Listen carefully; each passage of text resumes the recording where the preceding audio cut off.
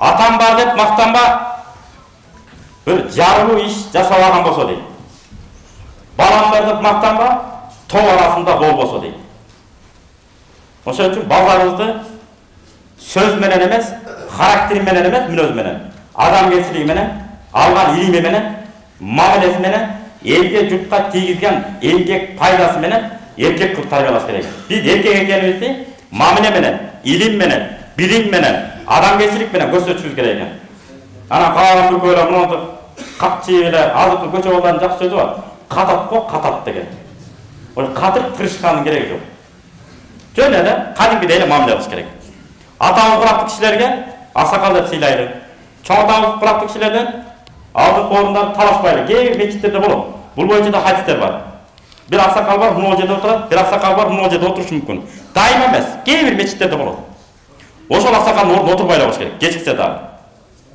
Такыр болбой калып, коомат айтылып кетсе, ошондо анан турбасак, жөн учурда отурбай эле ызаланып калат экен келгенде ошол аксакал. Ыңгайсыз болуп эле чоочунуп бир жерге отуруп алгандай болуп анан бата албай анан тырмалаңдап баштайт экен анан. Ошо ордуна тийишпей келе дейт. Мына шарият. Сый-урмат ушунчалык.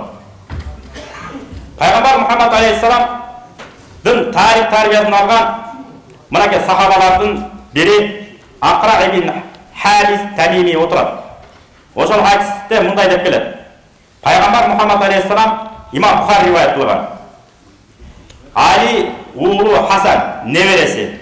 Хасан радияллаху анху пайгамбар өлүп життап атса, жанагы Акра ибн Харис не дейт? Менин 10 балам бар.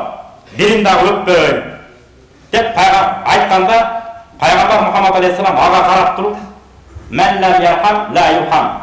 Ким мээрим төкпөсө, келечекте ал мээрим көрбөйт деп.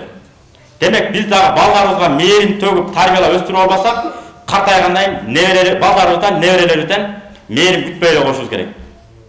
Баягы бизде ушундай атайын бузук түшүнүк кирип кеткен анча-мынча.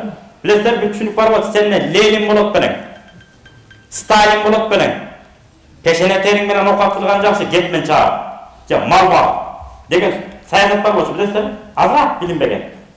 Сен не кыласың балам? Аны көрүп, мага кел менен эмне деп. Соода болбойт ал. Алдар көсөрлөрдүн окат ал деп. Болбосо соода менен өнүккөндө бизге аябай кетмекпиз дагы деле. Кыйындардын баардыгы Аллаху акбар болгон, жаназасы окуп кеткен ал.